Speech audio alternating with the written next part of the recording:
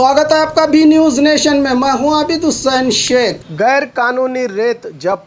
बीजापुर जिला सिंदगी तालुका देवन गांव और शंबेवाड़ी ग्राम व्याप्ति के भीमा नदी किनारे अवैध रूप से रेती का कारोबार करने की पुख्ता जानकारी के आधार पर इंडी उप विभाग अधिकारी राहुल शिंदे, सिंदगी तहसीलदार और रेवेन्यू डिपार्टमेंट के अधिकारियों के सहयोग से छापामारी करके कुल 80,000 कीमत की 180 मैट्रिक टन रेती को जब्त करके इस मामले को आलमिल पुलिस थाने में किया गया है दर्ज। बाघमारे हॉस्पिटल में औरतों से जुड़ी हर बीमारी के इलाज के साथ अब शुरू हो चुका है डिलीवरी, चाहे नॉर्मल हो या सिजेरियन, कम दामों में किया जाएगा। 24 घंटे माहिर डॉक्टरों की निगरानी में। अस्पताल का पता सखाफ रोजा 4 नंबर स्कूल के करीब बीजापुर। बाघमारे अस्पताल में स्पाइन एंड पेन सेंटर की शुरुआत। जिस्म के दर्द से मायूस लोगों के लिए उम्मीद की नई किरण।